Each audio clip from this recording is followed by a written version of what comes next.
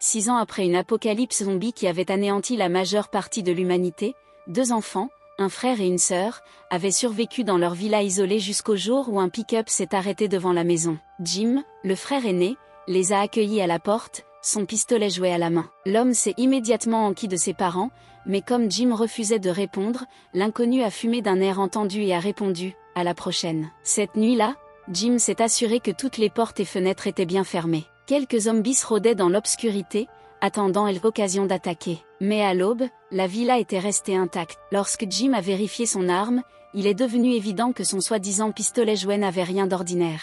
Le lendemain, alors que les frères et sœurs jouaient dehors, le même camion est revenu. Ils ont exigé de savoir où étaient les parents des enfants. Jim a menti, affirmant qu'ils étaient allés en ville chercher des provisions, mais la femme a souri d'un air entendu, soulignant que la ville la plus proche était à des heures de route. Elle les a rassurés et leur a promis qu'elle et son mari resteraient pour les protéger jusqu'au retour de leurs parents. Une fois à l'intérieur, le couple a rapidement remarqué là un garde-manger bien garni et même un réfrigérateur en état de marche, des luxes rares dans ce monde en ruine. Cette nuit-là, Jim les entendit chuchoter à quel point la villa était parfaite. Par mesure de sécurité, Jim conduisit discrètement sa sœur dans leur pièce sécurisée, le refuge secret qui avait assuré leur survie pendant toutes ces années. Au matin, Jack était dans la cuisine en train de préparer le petit déjeuner comme s'il était déjà le maître des lieux. Jim resta calme, mais dit soudain quelque chose d'un ton étrange. « Ce sera fini avant que tu ne t'en aperçoives. » À la tombée de la nuit, Jim prit aussitôt sa sœur dans ses bras et l'enferma en toute sécurité dans la pièce sécurisée du rez-de-chaussée. Le couple vaquait encore à ses occupations, inconscient du danger qui approchait. La femme s'excusa pour aller aux toilettes, mais en jetant un coup d'œil par la fenêtre, elle aperçut plusieurs zombies. Elle éteignit la lumière, espérant disparaître dans l'ombre. Mais avant qu'elle puisse bouger, la porte derrière elle grinça. Quelques instants plus tard, Jack l'entendit crier. Il dégaina son arme et se précipita vers elle, pour la trouver gisant dans une mare de sang. C'était la dernière fois qu'on voyait le couple. Ailleurs dans la forêt enneigée, un homme se déplaçait. Prudemment, il remarqua une rangée de pièges enfouis dans la neige et les suivit jusqu'à la villa. Soudain, la petite fille apparut devant lui, mais avant qu'il puisse réagir, une fléchette lui transperça le cou. Jim l'avait assommé avec un tranquillisant. Lorsque l'homme se réveilla, Jim se tint au-dessus de lui, son arme à la main. Après l'avoir interrogé, l'inconnu se présenta comme étant Dan, un ancien soldat des forces spéciales à la recherche de sa femme dans le Nord. Contrairement à d'autres, il ne cherchait ni leurs provisions ni leurs médicaments. Il voulait juste récupérer son arme. Jim y vit une occasion de conclure un marché. En échange de l'arme, Dan contribuerait à alimenter la villa en électricité. Dan s'enquit de leurs parents, et cette fois, Jim dit la vérité. Son père était scientifique et avait disparu depuis longtemps. Sa mère, agent de sécurité qualifié, était parti en mission récemment et devait revenir bientôt. Dan fut stupéfait en découvrant la source d'électricité de la villa, un tapis roulant alimenté par quelqu'un qui courait dessus. Juste à ce moment, un zombie apparut par la fenêtre. Dan se précipita pour le tuer et revint couvert de sang. Jim le gronda avec colère. « Pourquoi l'as-tu tué ? Les fenêtres sont par balles.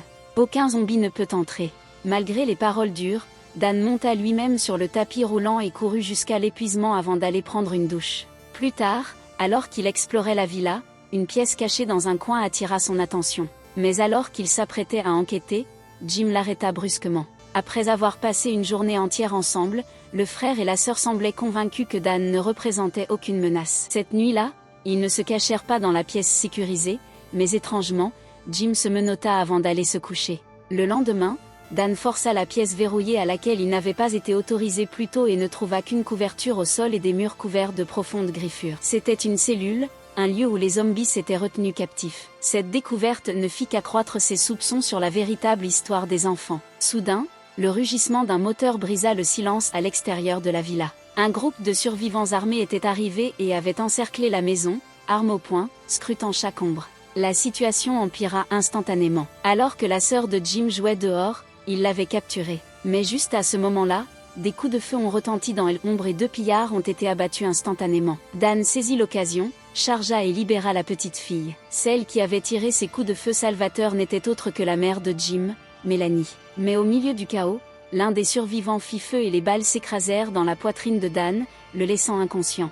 À sa surprise, lorsque Dan ouvrit enfin les yeux, sa blessure était complètement guérie. Encore hébété, Dan entra dans la villa où Mélanie lui révéla la vérité. Les infectés normaux perdent leur fonction cérébrale et ne vivent que pour se nourrir. Mais il existe un autre type d'infectés qui conservent leur intelligence humaine, tout en bénéficiant de tous les avantages du virus, notamment une guérison rapide et une immunité aux maladies. Mais ce dont s'accompagnait d'une malédiction.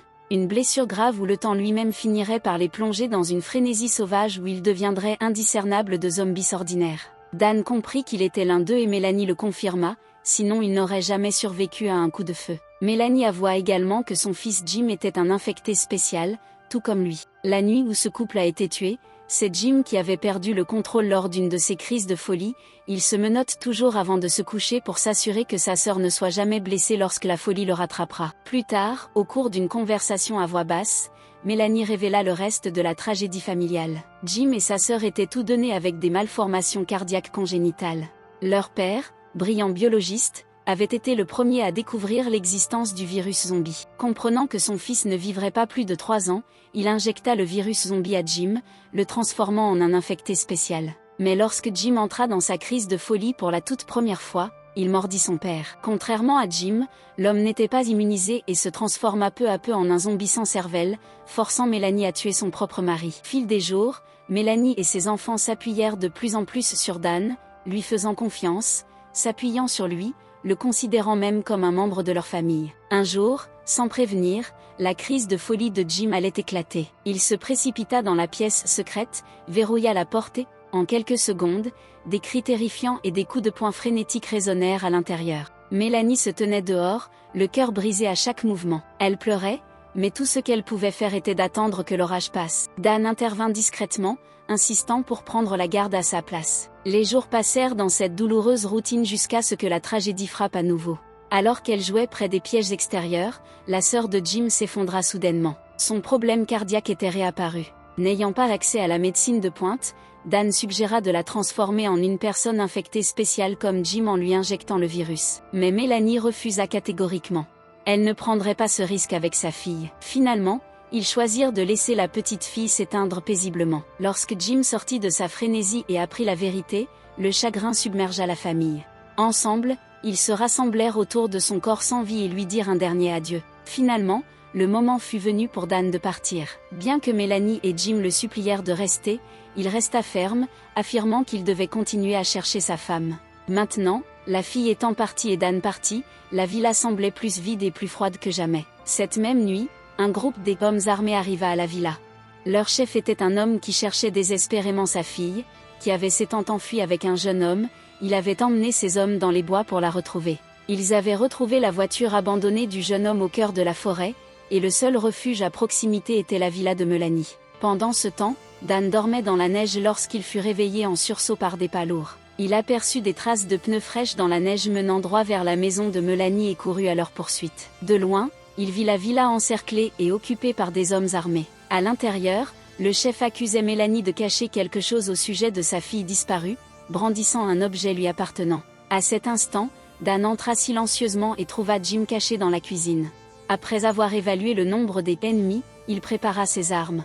Il commença alors à éliminer les membres du gang un par un, les massacrant silencieusement dans tous les recoins de la maison. Mais lorsqu'il entra dans le hall principal, plusieurs armes étaient déjà pointées sur lui. Soudain, Dan se passa la lame sur la gorge. Mais ce n'était pas une tentative de suicide. En quelques secondes, il est entré dans son mode frénétique et a massacré le reste du gang, l'un après l'autre. Mélanie n'eut d'autre choix que de prendre ses enfants et de s'enfuir dans la nuit. Les rugissements assourdissants de Dan résonnèrent à travers les bois, attirant des hordes de zombies vers la villa. Le lendemain matin, lorsque Dan ouvrit les yeux, il était entouré de sang et de cadavres. Il retourna à la villa et trouva une lettre de Mélanie sur une table. Elle y écrivait qu'elle et ses enfants étaient partis en voiture en direction du nord. Si le destin le permet, nous nous reverrons peut-être un jour. Non loin de là, la fille disparue du chef s'était déjà transformée en zombie et se repaîtrait de chair humaine. Avant de partir, Dan entra une dernière fois dans la pièce secrète, prit le jouet préféré de la sœur de Jim et sourit faiblement. Il se tourna ensuite vers le nord, déterminé à poursuivre son voyage. Merci d'avoir regardé. Si vous avez apprécié la vidéo et que vous aimeriez en voir plus de cette chaîne, s'il vous plaît aimez et abonnez-vous.